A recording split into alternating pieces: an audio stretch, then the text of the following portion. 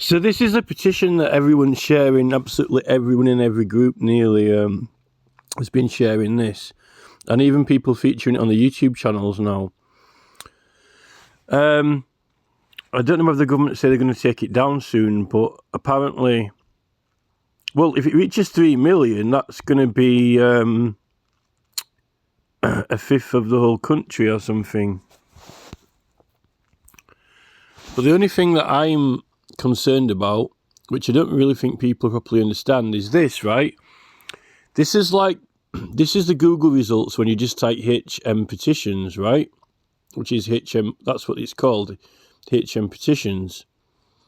Now, when that website comes up in Google, the first result, it's got these subcategories underneath it, subdivisions. Now, some people might say that those subdivisions are generated entirely by Google for examples of pages that you can go to on that website. But I'm quite certain that on advanced website design and webmasters, of which Parliament must have, the UK government have got, some of the most advanced webmasters, because, even you've got 77th Brigade who engage with the government as well. The way the website's set up in its design and advanced design, and through its SEO, which is how it interacts with search engines and display on websites and technical terms like that. It's called SEO, basically. It's the webmaster who designs the Parliament website is meant to have designed it so that the Google thing will display selected items. For example, all of the open petitions, or having the button to start a petition and how petitions work, which is at the bottom. Just the general pages now, and then right at the bottom of the page, there's a little black dot to the left which says UK Government, Petition the Parliament. That's a different search result. But this is the top result in Google. Now, really, the second down on the menu that appears here is call a general election. So that's one petition. Now, the problem is that means that Google search, when you type this website, of the options which appear, these options are just meant to be like the main pages of the website, right? What it's actually doing, it's selected one of the petitions and it's displaying that in Google search results. Now, obviously, the petitions have got to have a page each. They must have a page because, you create it. Every single citizen has got the right to create a petition, and then if it gets published and warranted to run, then it will be hosted on the website. But it's up to the petitioner or other members of the public to share these petitions online, right? The actual government itself, obviously, it's offering to host them, okay? But it's only hosting them on its own website, right? Within its own website. I mean, they've got to have a landing page, right? That's just like a notice board. It's like them being all up in Parliament on the notice board. Really, it's almost like if you go into a museum and they've got paintings in the museum on the wall, they've got an art exhibition, or you could have a mosaic. I think it was actually Robert F. Kennedy Jr. who did a big mosaic. Actually, I did actually send that idea into Robert F. Kennedy Jr. I said, you could have a picture made up of loads of different pictures of all your supporters making up one big picture, and they actually did it. But I suggested it should say "We the People" like in a text or script, but they actually made a picture out of it. What you can do is you can make a mosaic. You can get a library of, hundreds of thousands of photos, and the computer will make one big picture apart of all the little ones, depending on whether they're light or dark or what shade they are or what colours. It's basically like an AI mosaic, right? In fact, funnily enough, there's a guy who's got a channel, I forgot what it's called, it's something like SA70 or something like that, it's a number and a name. There's a guy with a history channel, it's something like SA70 or something like that. I forget the channel's name, but that guy does history around England. He dresses like as a eccentric, traditional kind of English guy, but he actually just done mosaics in one of his videos. He was showing us some of the rows of mosaics. So really, if you go into a museum and they've got all the petitions up on the wall, they're all meant to be equally visible and accessible, right? So everyone can see them. And they're not really supposed to have a advantageous position for visibility, really. Although obviously you're meant to be able to see how many people have signed it and what the actual writ is. You know, you're meant to see what the complaint or the grievance or the request is. And effectively, obviously, if one's got a lot more signatures than the others, people are going to notice that. But even if it's got more signatures than the others, that's not meant to obscure the other petitions in any way or give it a prior position. Although I suppose that it's reaching more potential of being debated. It's close to being debated, but that shouldn't obscure any of the other ones from being visible. It's even if it was on the verge of being debated with more votes, I mean, it shouldn't really obscure the other petitions, really. But anyway, the government hosts them fairly. Let's say that. Well, that's if you can get it published, and if they don't reject it because they pretend that they don't know what you're asking for, or if they claim they don't know what you're asking for. But effectively, right,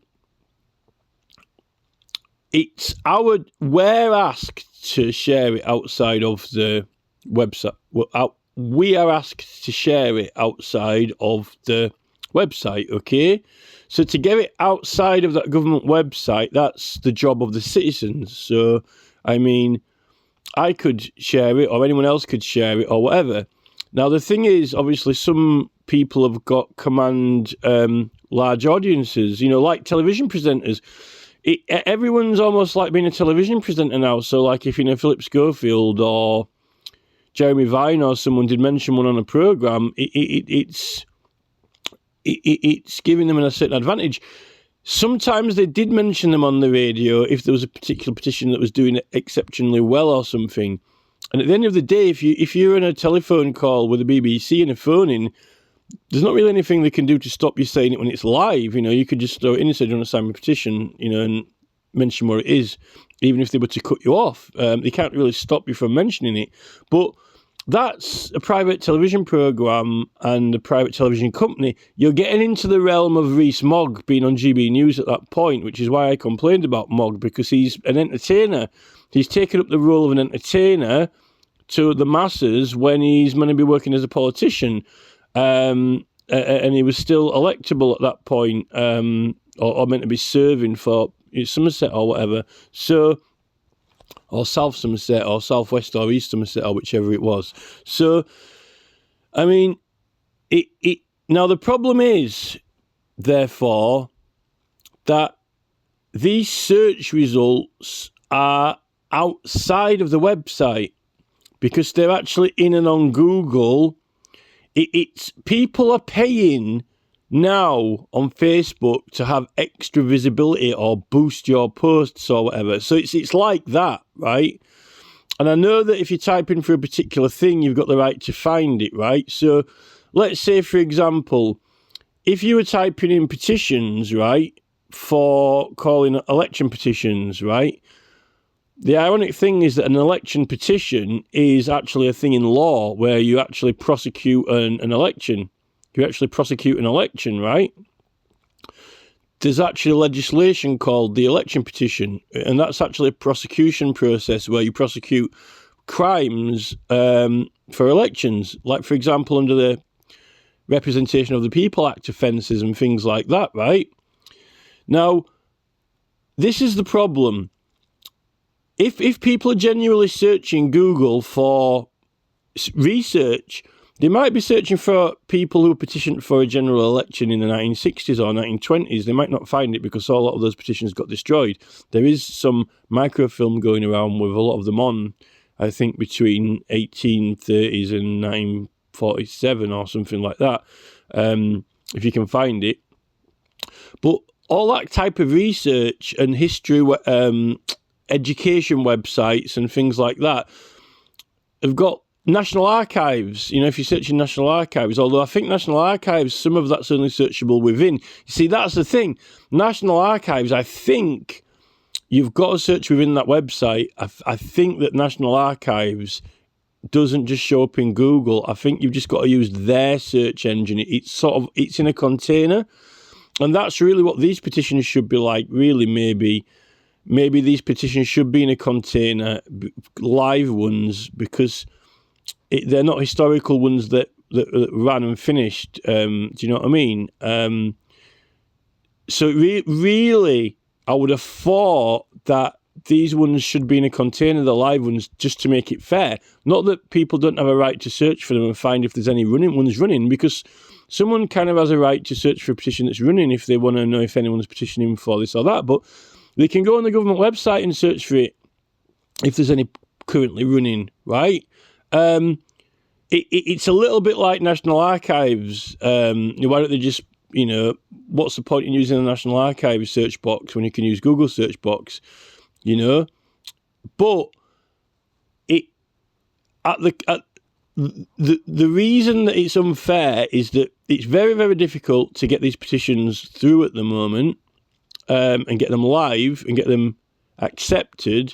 And then it's very difficult to share them unless you command a group of people who just do, anything that you say at the drop of a hat, like, sit down, stand up, jump, turn around, hop on one leg, Simon Says, right? I don't necessarily find that having groups or being in groups makes it any easier. Some persons can command people, but that's just like a little bit like political parties in a way. It's a little bit like having a political party, It's just like having a political party because, once the people join the political party, they do whatever the political party leaders say or they vote for those persons, So, throwing petitions upon groups and sharing them, some people will sign, but people don't always jump on them. And the more serious and the more actually better the petition is, a really good idea it is to do something, most people won't understand it because they won't really see how it can help or particularly put it this way. It's almost like mathematicians, right? If you get a maths professor with a blackboard and he's doing loads of equations, right, you might not appreciate his intelligence, or you might kind of appreciate it, but you might not understand how it's done, right? Therefore, you might not have an interest in maths, and you might not be bothered about maths. Or the same for engineering or whatever, or designing a computer or a tablet or anything like that. So if you get a petition that is asking for something that will be really decent or beneficial, firstly, people might not understand it, so it'll put them off. And this is the problem with the actual petition committee members who are checking these. Sometimes there's a really clever or decent petition, and they're claiming, I don't know what you're asking. Well, they do. I think they do know what you're asking, but it's the fact that it was actually very good and actually maybe even competing with their own party or the things that their party are doing. So that there's also personal reasons as well. It can't be too dumb. I mean, this is the thing. If it's too straightforward and too simple, what's the point in doing it? And then even if, people sign it, the government, how are they going to implement it or whatever? They're not letting you write enough detail. They're claiming that they don't understand it, but then they're claiming that the reason they don't understand it is because you haven't explained it properly, but they're not allowing you to explain it properly. It's almost like, it really is like, if you went into the High Court, right, and said to the judge, smoking's harming people, right? I'm going to sue this company, It's literally like going into the High Court, and saying, I've got cancer, I smoked a cigarette, right? And then they say, well, what evidence have you got? Well, because I've got cancer, here is my cancer results, right? And then saying, right, well, I want to put the cigarette manufacturer in prison, or I want £1 million from him, or something like that. But that's just going in with your results from a doctor and not having anything else, that they're not going to do it because you don't have sufficient evidence to justify it or prove it. It's a very simple claim, but over something important. And that's the thing with the Petitions Committee. They want you to write simple things and just get a hell of a lot of support for it. But the reason that someone would support it surely is because, you prove it, like these peer-reviewed papers. It's almost like peer-reviewed papers that no one in the academic class takes anything seriously unless it's peer-reviewed, right? Now, when you're putting a petition to the government, right, they're wanting it to be reviewed by, well, I don't want to insult anyone, but they want in like a Homer Simpson review of it, like a simpleton. They want it to be reviewed by the peers of the working class, not of the peers of Parliament, right? So they're wanting it to be only to the intellectual level of quite simple, very extremely simple peer review, right? Which no one on this planet really would sign something so important over a simpleton peer review. Yeah, it's the most important. It could be the most important thing ever. Like, scrap the Department of Innovation and Technology, or something like that. They're wanting simpleton peer review based on very tenuous claims and basis, when really the level of peer review for doing anything at that level is actually it's a higher level than the High Court. So when you've got like £135,000 worth of barristers, 8 barristers going in over 3 days to the High Court to put a case forward, and then it even loses and gets turned down after everyone's donated to it, when they've already given 200,000 signatures for Parliament to sort it out, like on Stonehenge Tunnel, right?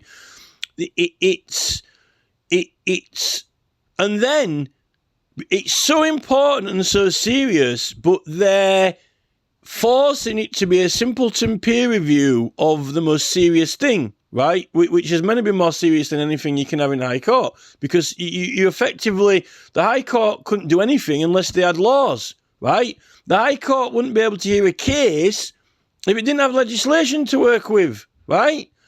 What about the civil procedure rules? You effectively could,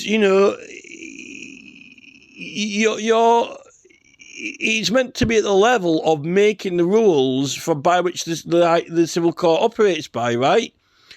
Now, what's happening is that they're restricting it to simpleton peer review level, right?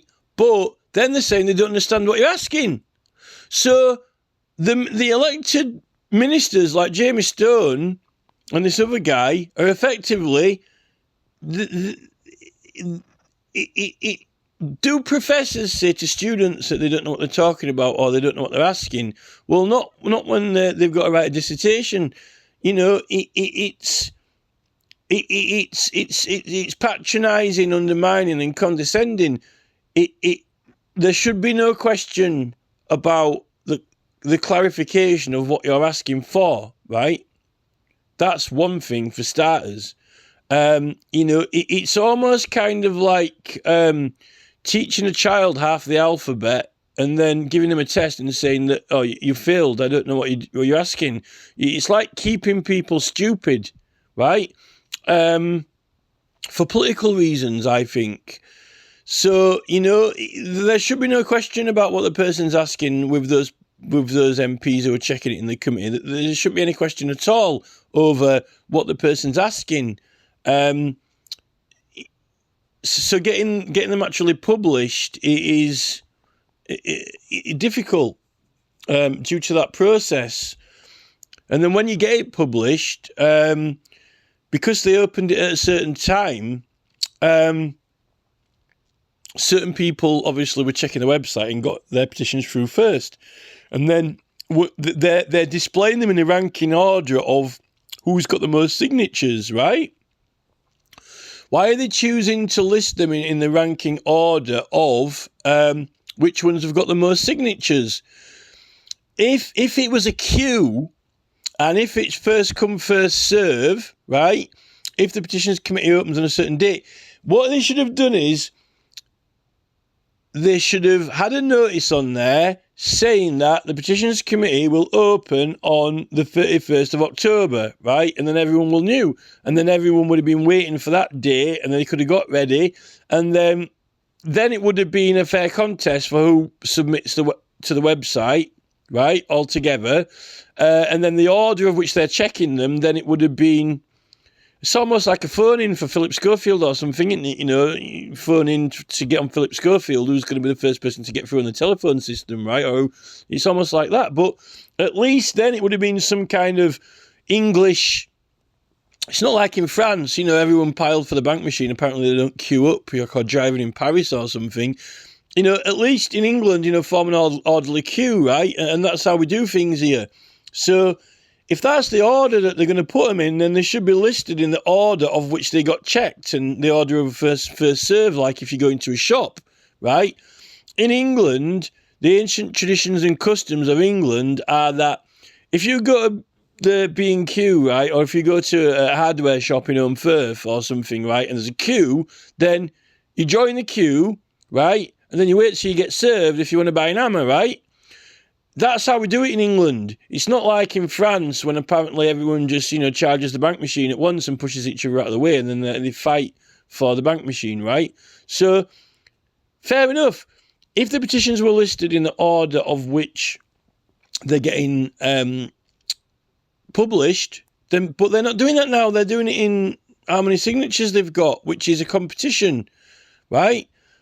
And then they get pages which are almost like buried behind, so people can't find them or see them. It's not fair. I mean, even if they had a randomly generated list where it truly was an algorithm that every time you visited the website, it shuffled them, right, in a different order. So it wasn't even first come, first serve, or how many signatures that the highest petition has got at the moment, then it would be more fair if they, like every time you visit the website, at least within that website, or they should actually, when it says view all petitions, it should be kind of like, I'm looking at my computer screen now on Windows, right? Which has got quite cluttered because I hadn't really had time to organise it or anything like that for a long time. I used to have it organised years ago, but I just gave up. So there's literally like a screen with loads and loads of files filling up the whole screen, you know. So there's like it's just all files filling up the whole screen on Windows. So it could do it like that, you know. It could have them like that, you know, and then shuffle them. You know, it could shuffle them then, you know, and at least then it will be something kind of fair. And then, you know, maybe when you put your mouse over it, it tells you what the title of it, you know, what it's asking or whatever, and then you can click on it, something like that. That's more fairer. But the current way they've got it, but at least then the website, how the website is doing it within the website is up to the government. Now, getting it outside of the website is not meant to be, at the moment, the government are not meant to share it or sponsor it because it's up to the citizens to do it. And it's not like there's no spending cap like the Conservatives or the Labour Party have got a spending cap on their advertising, right? Because they're registered political parties who are running for government. When you're sharing petitions, it's up to the citizens, it's up to the actual citizens, but not the actual government.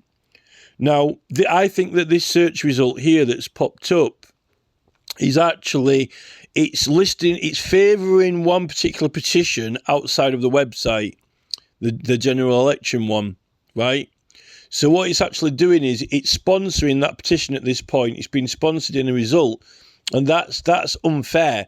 Now, I'm not saying that I don't know if the Electoral Commission or the Advertising Standards Authority can prosecute them, because obviously Parliament have got privileges, but we can complain about it, and you can complain to the Speaker or to your MP or to the House of Lords or whatever, or the Parliamentary and Health Service Ombudsman or whoever, right? You can even get those authorities to complain to Parliament about it, even if they can't take legal action or whatever. So it is an advantageous sponsorship, really. But this is the thing, kind of what's been happening with the elections, though, as well. Some local council authorities and councillors have been engaging in giving unfair advantages through elections. If the petition is meant to be up to the people to collect the certain signatures that are required, or the evidence, now it's like hue and cry. If everyone wants to try, catch a criminal, they can help you. Everyone was supposed to do that. They don't have to support you in a political action. But the thing is that when it's an election, it's being facilitated by the government fairly, and that's why there are spending caps on the advertising, right? When it's a petition, it's not officially being it's not officially being.